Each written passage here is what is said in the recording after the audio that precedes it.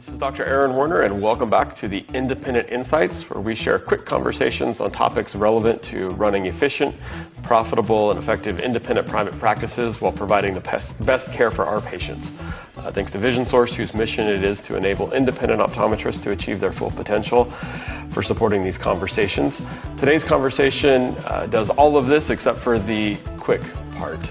It was a fantastic conversation with my new friend, Dr. Mark Roark, and we're about double the time we normally are, but that's because contrast sensitivity discussion was just really engaging and exciting, and so we wanted to cover as much as we can. We talked about a lot. We've added a lot of links into the show notes so that you can follow along, so check those out. We've even got Dr. Mark Roark's email in there. He is very passionate, as you will hear, on contrast sensitivity and anything he can do to help you and I do better with it or get it up and running in the practice or discuss. He's more than happy to do so. So please enjoy the conversation. Leave any questions, share the conversation with a friend, and of course, leave us a good review. Thanks.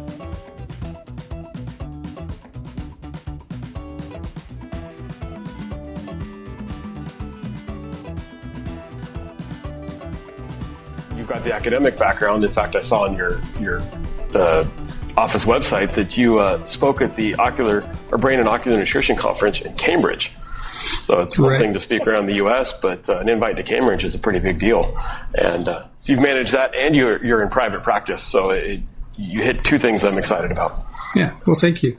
Yeah, and I think whenever we talk about incorporating something new into our protocol, I think, as eye care providers, there are so many things vying for our attention. There's new technologies being introduced, all the time, very frequently, many more on the horizon, and we have a limited time with each patient. So, we can be creatures of habit. We have set protocols, and it can be challenging even to convince a provider to add another, test into his regimen protocol, and you have to be convinced, and should be, that the information you're obtaining is worth the time and effort that you spend, and that it's going to be a good investment for your practice and improve patient care. So I'm going to try to demonstrate through this talk today those points, and I'm open to, again, questions anytime along the way. Awesome. Well, let's jump in and get started. So let's just talk about visual performance in general. What do we mean when we talk about visual performance? So I think a good definition is just the ability of the visual system, when it's stimulated by light energy, to gather, to process information, and that leads to the perception of multiple aspects, different aspects of the visual world. And it allows for the neurological integration of what we see with other body systems. So there are lots of different ways we do measure visual performance. In our office, we can measure glare for cataract, before cataract referrals. We do photo stress, dark adaptation, color vision. We can do visual fields. Those are all forms of visual performance measurements. But another key measure that we all do and should do is measuring visual acuity. So that's a routine thing that everybody does, and as well we should. What we maybe tend not to do and really should be doing as well is another very important measure of vision that is known as contrast sensitivity, that's actually more closely related to real-world visual function. So if we just think about visual acuities, what are we doing here? We're looking at and measuring the eye's ability to resolve high contrast targets, typically, black on white. So that's a pretty easy measure for most patients. It doesn't challenge them maybe as much. It's great for refractions and for determining changes in focus. It's not really as uniform as you might like it to be in chart designs and methods of testing. But the most important thing really is the ability to function in activities of daily living cannot be reliably predicted based on visual acuity readings alone. And there have been some attempts to make visual acuity charts better. Designing things like the ETDRS chart, where you have a uniform series of these specific letter octotypes that are designed and selected to be equally legible. We call them the Sloan letters. And that helps, and you can have uniform face, spacing, again, logarithmic steps and all.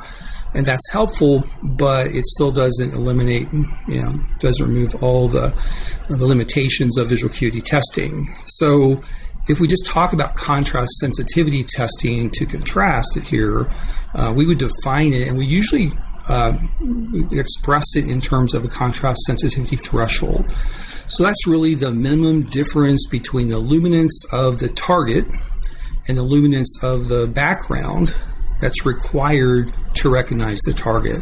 It's normally expressed as a percentage, also typically in logarithmic steps. If we talk about contrast sensitivity, it's just the reciprocal of the threshold.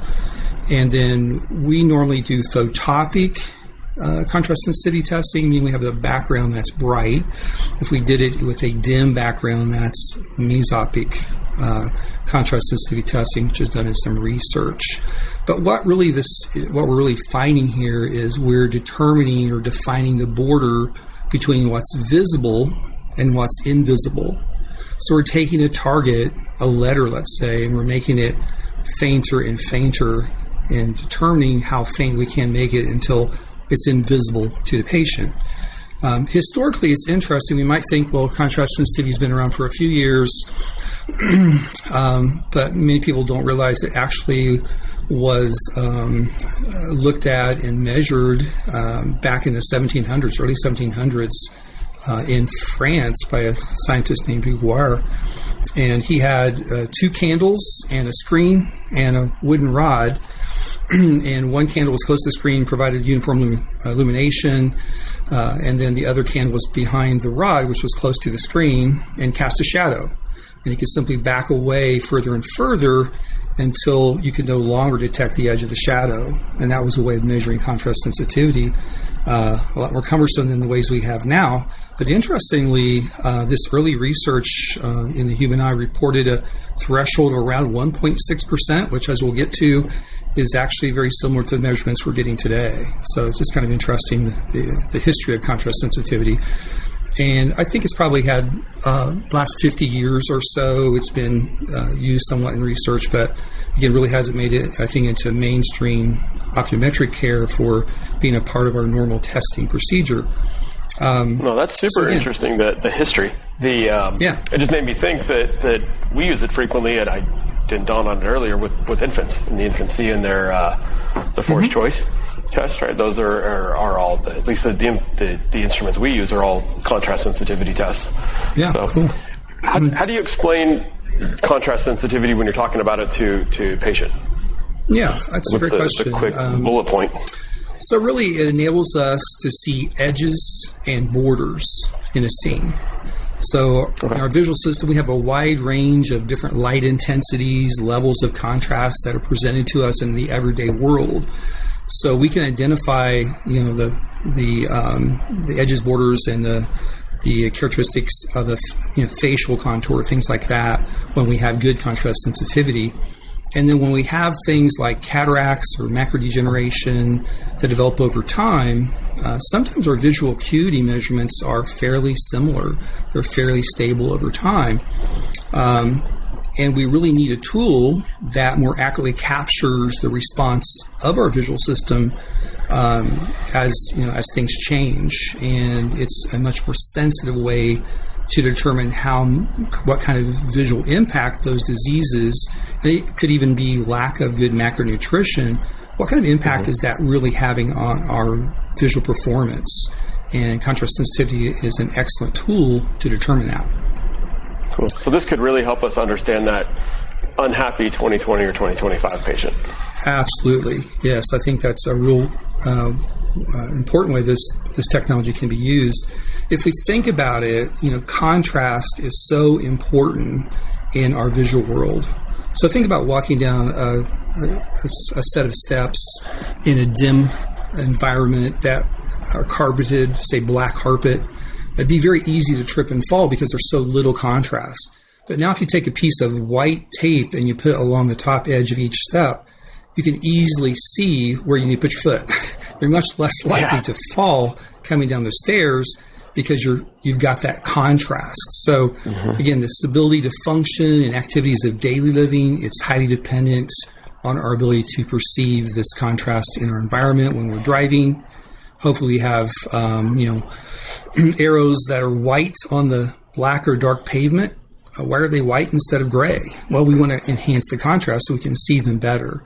So really, I think it's worth the effort to do contrast sensitivity testing because if you have poor contrast sensitivity, it increases the risks for falls. It increases the risk for automobile accidents.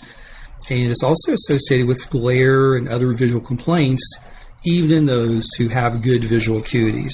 And we may not be able to understand or explain the patient's complaints unless we measure their ability, their contrast sensitivity.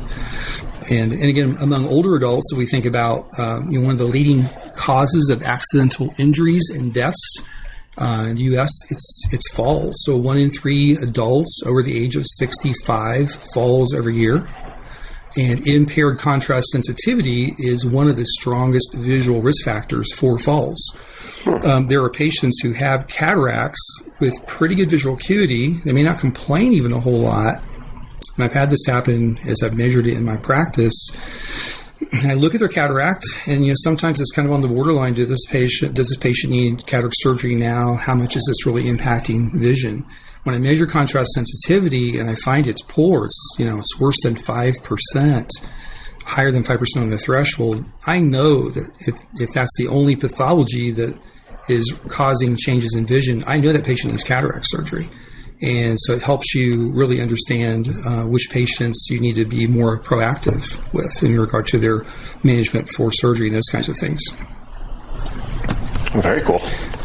If we just talk about how to measure it, it's been done historically a couple of different ways. So you can measure it with sine waves, where you have these light and dark bars, and they change gradually, kind of in a sinusoidal fashion, to create a complete cycle. And you can, pack those bars very tightly and create a high spatial frequency, which is like a small target, if you will. Or you can spread those bars out to more intermediate spatial or low spatial frequencies. So that's been done historically, and you can take those sine waves and you can reduce the contrast. You can orient them in different directions to determine whether the observer is able to still see them and identify them. So that's been done in a lot of research. But I think really clinicians and patients are used to letters. So you can also measure contrast sensitivity, which is how I do it, with letter targets. And those can also be expressed in terms of a kind of a cycles per degree, just like we do with sine waves, or with the VA nomenclature. 20/20 ends up being 30 cycles per degree. That's the closest approximation. And then we'll be talking more about a 2100 size target in our contrast sensitivity testing. So that would be a 6 CPD target. So that's kind of important to keep in mind as we talk here a little bit. 2100, 6 CPD, those are key numbers to understand when you're talking about measuring letter contrast sensitivity using letter targets. Okay. Of course, for everybody listening, we're going to put some links in the show notes, so we don't have to pull the car over and jot down all these numbers right now. Right, we're going to give some cheat sheets that you got for us. And then if we think about ways of measuring, so there was again an interest in measuring contrast sensitivity with letter charts, physical charts. And so back in 1988, the most well-known one was called the Pelley-Robson chart. All the letters are the same size, and they're presented in triplets with decreasing or increasing changes in the contrast. So you could actually measure how far, let's say, down this chart a patient could read until the letter was too faint for them to see. You normally do kind of 2 out of 3 at that level to decide where the endpoint is, the threshold. That was kind of one of the main charts that was available for a while. It does have some disadvantages because, you have to, it can fade over time. You have to be careful about illumination, reflections. There are limited numbers of these charts, and patients could even memorize the letters. So those are used in research. They're probably not used. They're sometimes used in low vision analysis. But I think a more convenient way to measure contrast sensitivity is really to use an electronic chart. I think most of us have those in our exam lanes now. We use them for measuring visual acuity. So we can also do this same kind of test on an LCD screen or LED screen, and we just project let's say a 2100 letter, and we can easily reduce the contrast in that letter until eventually it becomes invisible to the observer. So the question would probably come up, well, how does that method, in terms of its validity, compare to the Pelly-Robson test? And fortunately, there was a study done in 2013 that compared them. And so for both normal and diseased eyes, the conclusion of the study was the testing with the electronic chart using this method we call the Harris contrast test, which we'll describe a bit more, with individual Sloan letters. So again, you isolate a single letter. It needs to be a Sloan letter, again, so they're equally legible. And it's a good alternative to Pelly-Robson, which is the gold standard. And there was a good validation study, so we can have confidence that when we're doing it this way, it's also a valid method. So what that means is we can do a rapid assessment of contrast sensitivity with a distance refraction in place right at a 20-foot distance. And then the question is probably going to be asked, well, what target size should we use? So you can do a contrast sensitivity test at each different letter size and create kind of a curve. But from a practical standpoint, that's not going to work in my clinic. You need to be able to do it efficiently. It would take a long time to do it multiple times at all different letter sizes. So what target size should we measure? So we can find some research from Osley and Sloan from 1987. And in their study, they compared to other factors that were predicting performance, including age.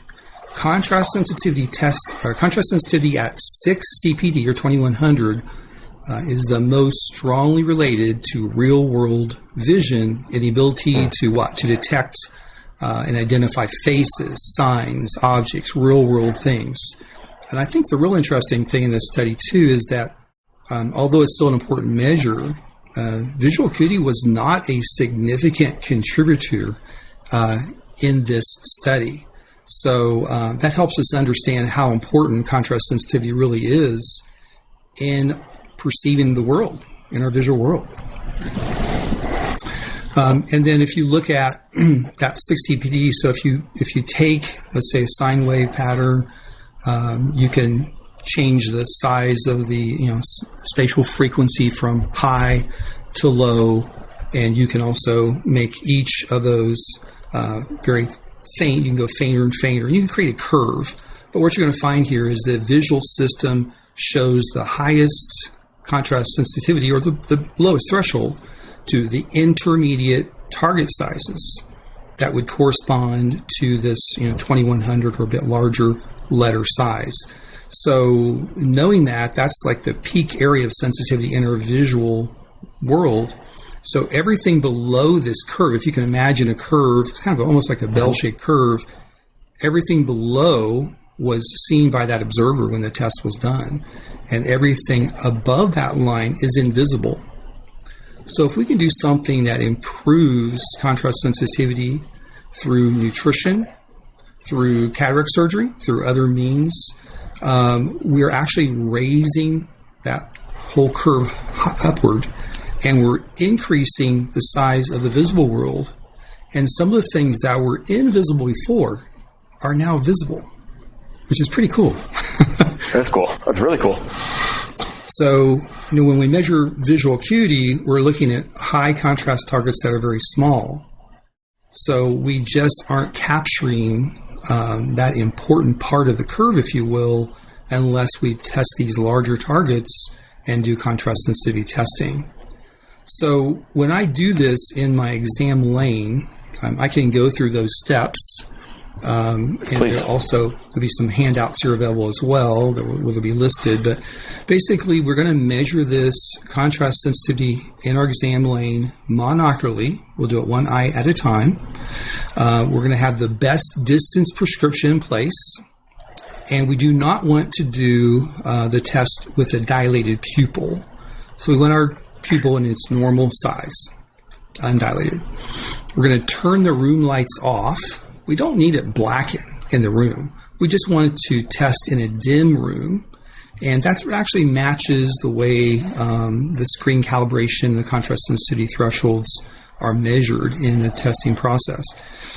So we're going to isolate a 2100 or 6 CPD Sloan letter on this properly calibrated electronic chart. So it's very important, if you're going to be doing this, that the background illumination is set to a certain level. So some manufacturers, you would need to talk to the manufacturer. I use the M&S system. Then they have a properly calibrated background. And so you project a 5% contrast letter with 5% contrast. You ask the patient, can you see this letter? Sometimes I'll tell them what it is just to get the thing rolling. Can you see the faint Z? And then if they say yes, you just decrease the contrast. And you ask the patient again as you go to identify the letter. As you get close to the threshold, you have to allow a few seconds for the response to occur. It takes a little while for the patient sometimes to visualize it. And then you simply record the lowest level of contrast, where at least 2 of 3 of these random letters you presented are correctly identified. And you document that result for each eye. You might put, CST at 6 CPD for OD is 2.0%, for OS is 2.5%. So you're basically testing the single intermediate target size. It takes about 1 minute per eye. So that's the time investment you're talking about. But it does add essential insight into the patient's real-world visual performance that really was not captured with high contrast visual testing alone. If you find a big difference between the 2 eyes in the absence of known pathology, that's going to require an explanation, just as it would if you found a big difference in visual acuity between 2 eyes without an obvious reason. So it's going to alert you to a lot of information about how the patient is seeing. So really it's kind of an easy, as 1, 2, 3, you update your refraction, you leave it there in front of the patient, you have your visual acuity already documented, and then you do this test. So I just do this at the exam end of each refraction in the exam lane. And again, I've gotten so accustomed to doing this test, I really can't imagine not having this information now. I've gotten so accustomed to it. I feel so you're doing it on everybody then, just routinely, or do you? Yeah, young children know, but definitely teenagers can respond to the test, and most adults. So the great majority of patients, you certainly can do this test on and can get some valuable information in a short period of time. So I think one of the important things anyone who's starting to do this is going to need to understand is, how do I interpret these results? Patients, we all understand visual acuities, are all versed in that. Patients are used to that. But patients, by and large, have never had this test done. They're intrigued by it. And then you want to tell them about the results. So I have a contrast sensitivity guide that I use in the exam lane. It's a laminated guide that I created with MacuHealth's help. And this guide, I would strongly recommend you get a copy of it for each of your exam lanes. It is available through MacuHealth. I do speak for MacuHealth. I've done that for a number of years and really appreciate their products. And they made this contrast sensitivity guide available to anyone who wants it. You can get it through your sales rep or call their customer service. But it will show you some pictures illustrating impaired contrast versus excellence. And you'll see arrows along the bottom that will help you understand, and you can show the patient on the chart where they scored. It's color-coded, so green is good and red is bad. And then you have kind of a variation of colors between, and these are all set in 0.1 logarithmic steps. So the reason we do that, when we go from 2020 to 2025 in our visual acuity charts, that's 0.1. Logmar step, and then from 2025 to 2032 and 2032 to 2040, those are all 0.1 logarithmic steps. So we kept the same convention in expressing contrast sensitivity thresholds. And then if you look at, what's normal or average, so we would generally say a score of 2 to 2.5% is considered average. That's not necessarily great. It's average, but many patients, let's say, who don't have enough macronutrition would do better. if they increase their macular pigments.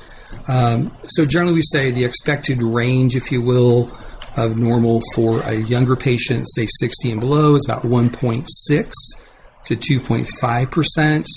And above age 60, we would drop that a line. So 2.0 to 3.2% would be considered in an acceptable or average range for patients above age 60. We would define visual impairments, meaning if your contrast sensitivity is 4% or worse or higher, the threshold is 4% or higher, then you're likely to have that's likely to have some significant impact on your visual performance. If you actually hit 10% contrast sensitivity or worse, that's very likely to have severe visual impact. So those are kind of the references we should be familiar with. There are some studies that show patients who have wrecks, let's say accidents. You take the group that had accidents. If your contrast sensitivity is worse than 5%, so as we'd be measuring, let's say 6.3% in each eye or worse, you are 6 times more likely to be found in that group with crashes, that had crashes. And if it was just one eye, it was about 3 times more likely. So there's definitely links between these measurements and real-world visual performances. One thing that you have to keep in mind when you're measuring contrast sensitivity is, just like visual acuity, it's a non-specific test. So it could be reduced. You could get a poor number for a patient who has perfectly healthy eyes and everything you can check, but they have very poor macular nutrition. Their threshold may be elevated. It will also be reduced in numerous disease states such as cataracts, AMD, Fuchs dystrophy, on and on. You could name things, dry eye with central corneal staining. There are a lot of things that impact it. So as clinicians, we have to, when we see this number and we see it's reduced, we have to investigate and figure out, what is the likely reason for this reduction in contrast sensitivity. So if we see the reduced contrast sensitivity, and I think on dry eye it makes perfect sense, right? Central corneal staining, we clear that up, we clean it up with tears and other treatments. We would expect it to probably improve quickly once the staining is gone. What about with on those that have low nutrition, ocular nutrition? Yeah, that's a great question. How quick do you see the change when you bring it back to measure? So, I would say it will vary. One of my interesting cases was a 23-year-old myopic female. She came in with chronic complaints of chronic night glare, gotten worse the last several months. She had some family history of AMD, and she was kind of worried about that. She was in good health, just some migraines, things like that. She got some new glasses, but she had persistent symptoms of poor night vision and lots of glare despite that. So, this is one of those 20, and she saw 20/20 in each eye. Her refraction was pretty mild. So this is one of those patients you ask, well, what do I do with this 20/20 unhappy patient? We all have these patients. So we looked carefully. We did an OPD3, did maps, and could not find any pathology to explain, other than we measured contrast sensitivity and we found it was 3.2%. So for her age, that's definitely suboptimal. It was 3.2% in the right eye. It was 3.2% in the left eye. We measured it a couple of times at a couple of different visits. It was very consistent. So we talked about the potential improvement in her contrast sensitivity through nutrition. I prescribed the triple carotenoid supplement, 10-10-2 ratio. She took it faithfully every day. We had measured her macular pigment density with the instrument we were using back then, which was a macular densitometer. And it was low initially, and it started improving. But she came back in a little earlier than most patients would come back in, but she came in at 8 weeks. Okay. And she was noticing significant improvement in glare in only 2 months. And I asked her to rate that. Scale 1 to 10, how much improvement are you really seeing? She rated it as a 6 out of 10 improvement. That's and impressive. I measured her contrast sensitivity, it was 1.25% in her right eye, 1.6%. My staff measured this first because I do delegate this test at times as well. So I don't always do it myself. I have staff that know how to do it too. And to be honest, I was skeptical.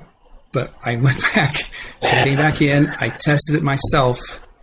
I got exactly the same thing, 1.25%, 1.6%, much, much better. Now she's kind of in the excellent range. She went from suboptimal to excellent. And then we tested it again at 12 weeks, a month later, got exactly the same thing. So very convincing evidence that this patient, now she had a history of a very good diet when she was younger. She was in another country. She came to the U.S. and stopped eating vegetables. And her nutritional levels went way down. And so then she was having these complaints, and then she responded extremely well.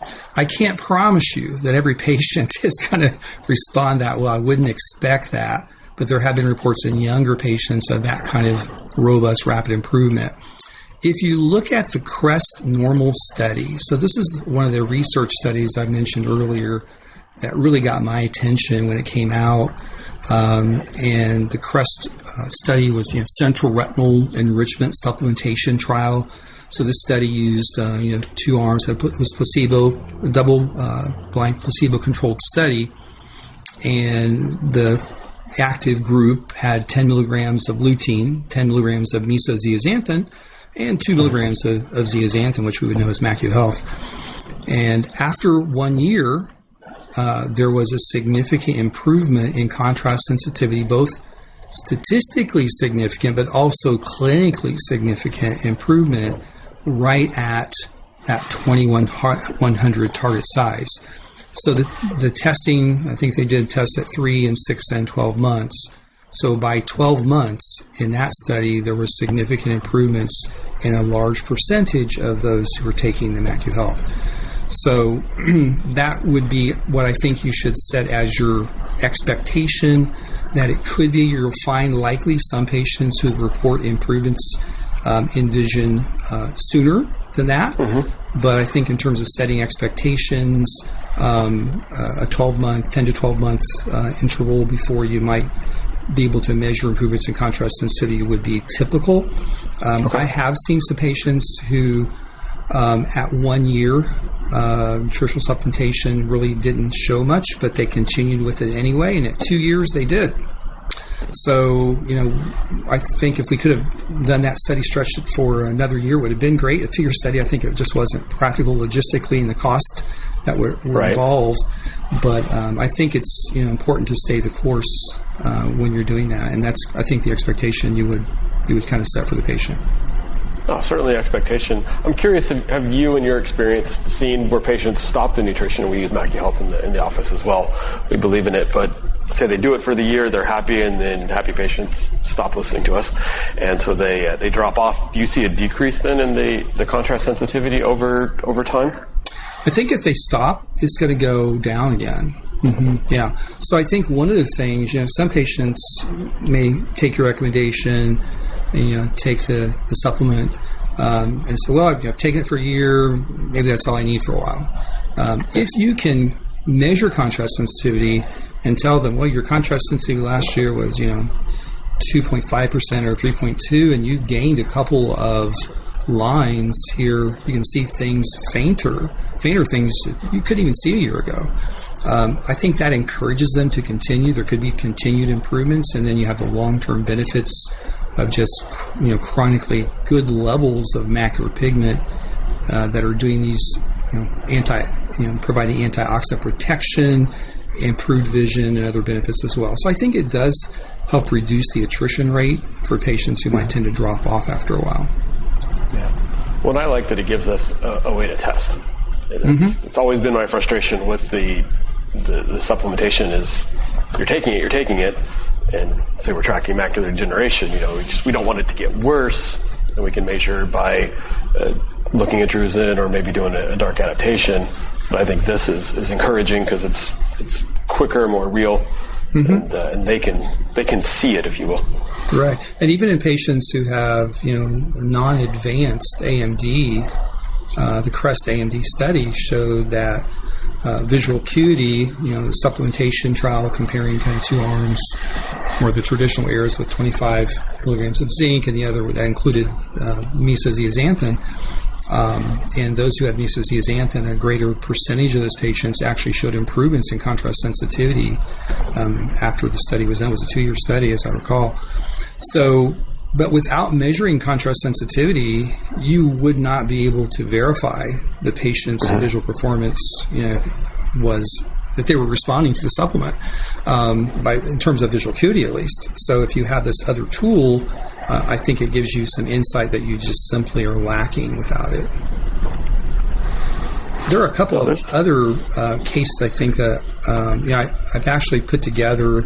I have a talk I've called Grand Rounds with contrast sensitivity, because I've had so many cases and types of pathologies where I have discovered things that changed my management with patients once I measured their contrast sensitivity and saw how poorly it was. But there was a really interesting case I had of a patient who, younger man who came in with optic neuritis, and he was diagnosed, I referred him out, he was diagnosed with MS, as many would be. But his visual acuity, recorded through the neuro-ophthalmology notes I got, actually dove all the way down to count fingers. Wow. And a year later, he came back to see me. His visual acuity had returned all the way to 2020, which is really, really cool. Yeah, it's really cool. There are, there's studies that show, yes, many patients will show significant improvements in visual acuity, after the optic neuritis, has calmed down and so forth. But this patient got all the way back. And if you just look at his photographs and you look at his nerve, it looks pretty normal. So when he came in for his testing, we were thrilled his acuity was that good, and looking inside of his eye and knowing what he'd been through. But he was complaining about his vision. He said, bothered a lot with lights and glare and different things. So 2020, what maybe you would be tempted to say is, well, your vision's 2020, you should be happy. But when we measured his contrast sensitivity, it was 5%. That's significant visual impairment, and that explained perfectly why he was complaining. His other eye also came back to 2020. It was 4%. So by having this tool in the office, I could have a good conversation with him where I understood what was going on. And then we could talk about what are we going to do here? But just being able to understand his symptoms with a measure of his contrast sensitivity was a really important part of his exam. And nothing else I did gave me that information. I also had a patient, a very interesting 88-year-old female who just came back and referred out for cataract surgery. Lovely lady. She came back in. She was so happy. Measured her acuity. She was 20/20 in each eye. This was her follow-up, I think, just a few weeks after her surgery. And I measured contrast sensitivity as I do at those visits, just routinely. One eye was great. It was 3.2%. Good for her age and after cataract surgery. The other eye was 6.3%. I thought, what am I missing here? I looked at her implant, dilated her pupils, looked inside. We did end up taking a photograph. You can see just a little faint area in the macula. I ordered an OCT, and she had cystoid macular edema in the eye with 6.3%. So it helped me not miss that. That would have been on a busy clinic day. It was really subtle. She's seeing 20/20. She's not complaining. Had I not measured contrast sensitivity, it would have been very easy just to have missed. And we want to catch those, CMEs early on. So she ended up developing the same thing in her other eye. Treated her. She was taking MacuHealth. Put her on, some steroids and NSAIDs. She ended up several weeks later, months later, when she came through this whole process, she was seeing, I think, better than 20/20, and her contrast sensitivity was 2% in each eye, as I recall. And she was happy. She was so happy with her vision. Oh, I can imagine she'd be happy. Well, the key thing for me there was she wasn't complaining. She wasn't complaining. Yeah, and it's just easy to miss. But because I took a moment to measure it, and I was, I went back and measured it again. Maybe I didn't push her hard enough. Maybe I didn't wait long enough. Yeah. No, she couldn't see any better than that. It was because there was a problem that we then discovered with the OCT a few minutes later. So that's the kind of thing that has convinced me, wow, this is really worth doing these additional tests, because I'm providing better patient care. I'm really understanding what my patients are seeing and what's affecting them, how much it's affecting, what impact their particular situation, whatever the problem is having on their vision. Well, I'm sure I know they appreciate it, but it definitely stands you apart. I don't know too many docs that are routinely doing this. In fact, coming into the conversation, I was looking for hey, when do we need to do this? And I think you've convinced me that there's a whole aspect of the visual system that I'm just not looking at. Yeah, I mean, if you're not willing to run it, to jump in and do it for every patient, I mean, get your feet wet on it. At least do your patients who are complaining, your 20/20 unhappy patients. Do your patients who are developing cataracts, you can better understand that. And you'll discover, I think, as you do that, reasons why you want to do it for more and more patients. But it would definitely be a recommended thing. I think it should just be part. I mean, we are the vision experts, and I think by doing this, you can differentiate your practice because you're providing the best visual performance measures, the best way to really understand how your patients see. So I think it just improves your patient care, better outcomes. It's pretty much minimal chair time or capital investments, and again, it helps drive the medical side of your practice as well. There are some codes. So there's no specific CPT code for contrast sensitivity. And I would argue that there probably shouldn't be unless we want one for visual acuities too. But there is an ICD-10 code if you discover a patient with impaired contrast sensitivity at your exam. It's H53.72, or glare sensitivity is H53.71. So when you have, let's say you put the patient on a supplement, you have now a medical diagnosis. You can have them come back in and measure the response. You can code the visit by time. And also, if they have impaired contrast sensitivity, those are legitimate codes for ordering things like visual fields and even ERG testing if you provide that in your office. So there are some ways that this also can, you can conduct additional medical testing as indicated and use these particular codes as indicated. So I think it's important to know that. So I know what I've given you today is a lot of details. We like details, but yes. Yes. So again, we can provide through the link. I wrote an article. You can actually Google it. I'm sure and find it online. Just optimizing real world visual performance. Just put my last name Roark. Google that. It'll come up from Review of Optometry. But that several pages, and that will give you kind of like a white paper that describes a lot of what I've talked about today in terms of how you do the test, why you do the test, and how to interpret it. Because I think we all have to be really comfortable with doing those things before we're going to be ready to implement it. Awesome. And we will link that article in the show notes. So if you want to do the easy way and not have to Google it, you can just go to the show notes and click it, along with a couple of the other resources that we've discussed. No, Mark, this has been incredibly eye-opening, no pun intended. But I feel bad, and I've already thought of the handful of patients that I'm struggling with, or I've told that this is just the best we can do.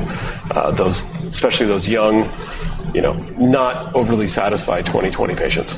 Right. And, even some of your patients who've had LASIK surgery, where their corneal topography you see, they have some areas where they're getting a lot of peripheral, areas that aren't in good focus at the edge of their pupil.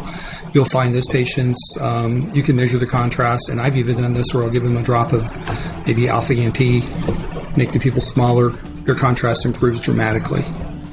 And you can even, there's all kinds of ways you can use this tool to help various situations. And I'm actually happy to field any questions for anybody who wants to, I'd like to see more ODs doing this because I think it's such a valuable tool that we have. So my email address is just my name, Mark Roark, MARK.OD@gmail.com.